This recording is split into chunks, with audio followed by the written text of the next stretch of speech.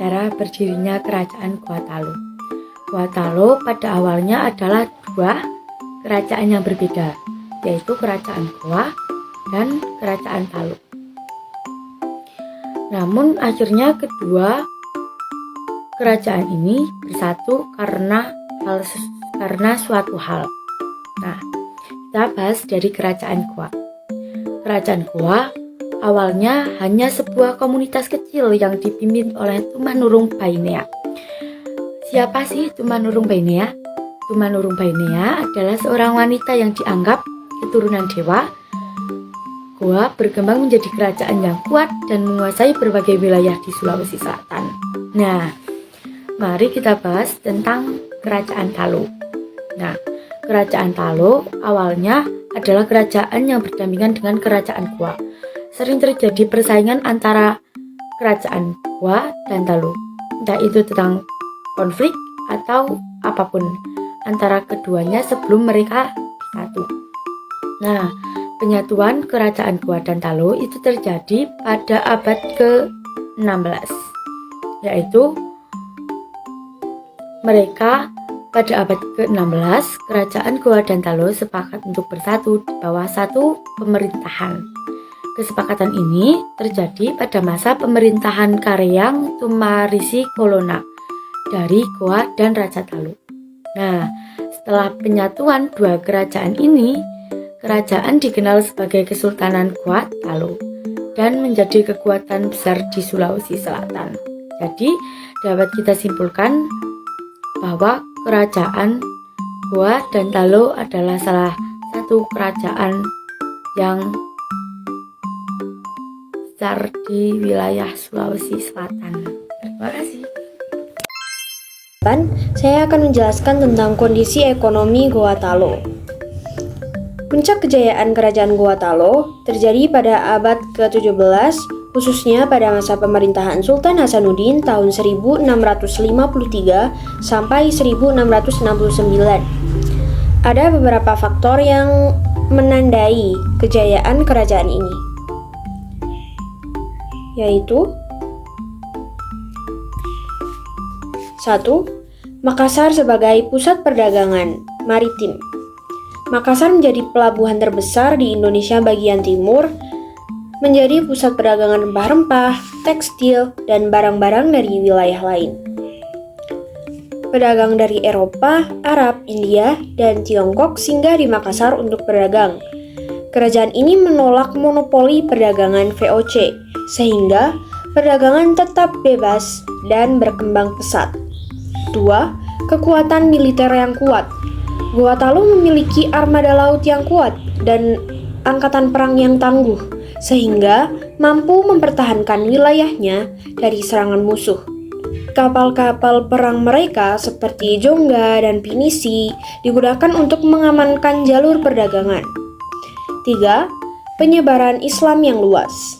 Sejak Raja Goa ke-14, Sultan Alauddin tahun 1605 sampai 1639, Islam mulai berkembang pesat di wilayah ini. Gua Talu menjadi pusat dakwah Islam di Indonesia Timur. 4. Kemajuan infrastruktur. Dibangun banyak benteng pertahanan seperti Benteng Somba Opu sebagai pusat pemerintahan dan perdagangan. Sistem administrasi kerajaan juga semakin tertata dengan baik.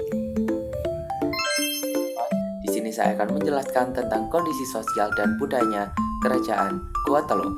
Yang pertama ada struktur sosial, yang dimana dalam Kesultanan Gua Talu ini masyarakat terbagi dalam beberapa sastra. Yang pertama ada kaum bangsawan, yang kedua ada rakyat biasa, dan yang ketiga ada hamba sahaya, yang dimana raja atau sultan berperan sebagai pemimpin tertinggi dengan dibantu dewan adat. Dengan sistem pemerintahan berbasis adat dan Islam setelah Islamisasi oleh Datuk Eri Pandang pada 1605.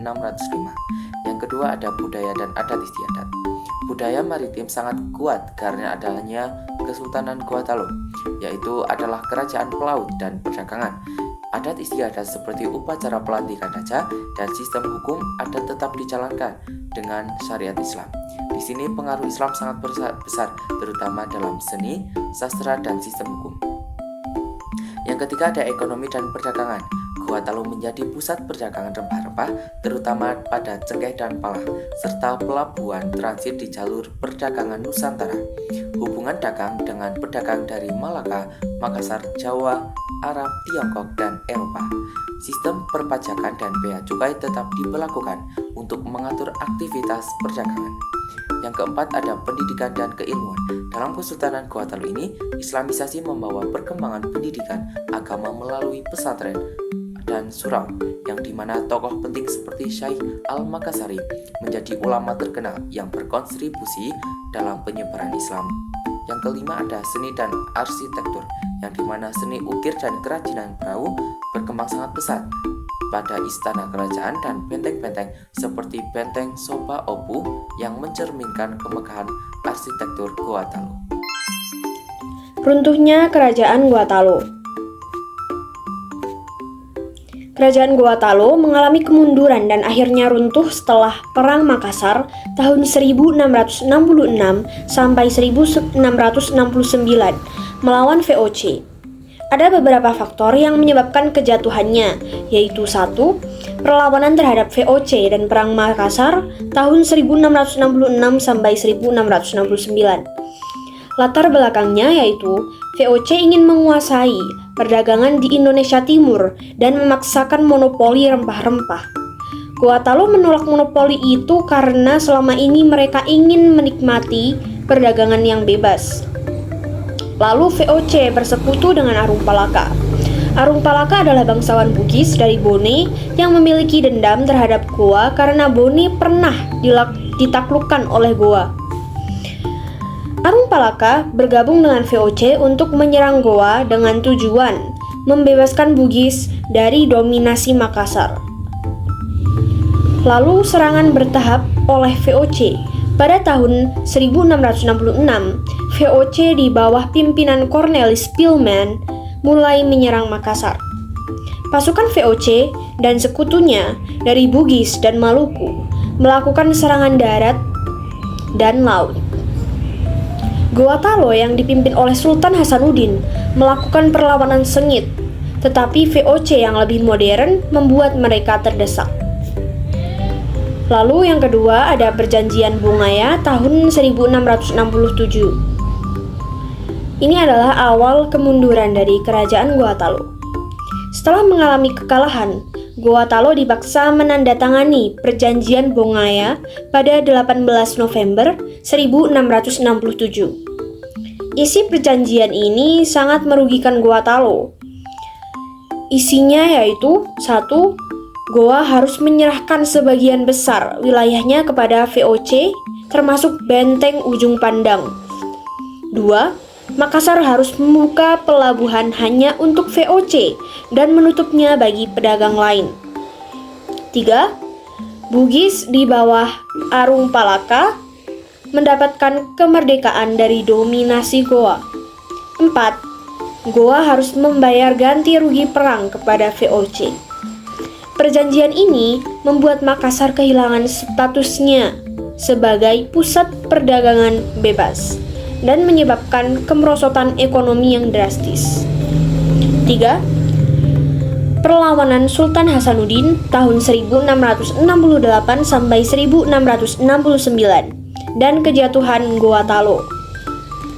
Meskipun sudah menandatangani Perjanjian Bongaya, Sultan Hasanuddin tetap berusaha melawan VOC dan Arung Palaka. Pada tahun 1669, VOC dan sekutunya melancarkan serangan besar-besaran terhadap benteng Sombaopu, yaitu benteng utama Goa. Setelah pertempuran panjang dan sengit, benteng akhirnya jatuh ke tangan VOC. Sultan Hasanuddin dipaksa turun tahta pada 1669 dan digantikan oleh raja yang lebih patuh kepada VOC. 4. Dampak keruntuhan Gua Talu. Makassar kehilangan kejayaannya sebagai pusat perdagangan bebas karena VOC memonopoli pelabuhan. Lalu Arung Palaka dan Bugis menjadi lebih dominan di Sulawesi Selatan. sementara Goa melemah. Lalu VOC semakin menguasai Indonesia Timur, termasuk Maluku yang kaya akan rempah-rempah. Benteng Somba Opu dihancurkan dan benteng Ujung Pandang diambil oleh VOC yang kemudian memperkuatnya menjadi Fort Rotterdam. Kondisi politik Kerajaan Gua Talu. Kerajaan Gua Talu adalah gabungan dari dua kerajaan, yaitu Gua dan Talu yang bersatu pada abad ke-16. Pada masa itu, sistem pemerintahan kerajaan ini menganut pembagian kekuasaan, dengan raja dipilih dari Goa dan perdana menteri dari Talu. Kerajaan ini mulai menganut agama Islam setelah Karaing Matoaya memeluk Islam dan bergelar Sultan Alauddin. Di bawah kepemimpinan Sultan Hasanuddin, pada tahun 1650 sampai 1669, Kerajaan Gua Talu menjadi kekuatan politik yang dominan di Indonesia Timur, memainkan peran penting dalam perdagangan dan perlawanan terhadap penjajahan Belanda. Sultan Hasanuddin kemudian dikenal sebagai pahlawan yang memimpin perlawanan terhadap VOC. Namun, pada tahun 1669, setelah pertempuran yang sengit, Kerajaan Gua Talu akhirnya menyerah kepada Belanda. Meskipun demikian, kerajaan ini tetap mempertahankan semi-otonomi di bawah pengawasan kolonial Belanda hingga keruntuhan kekuasaannya.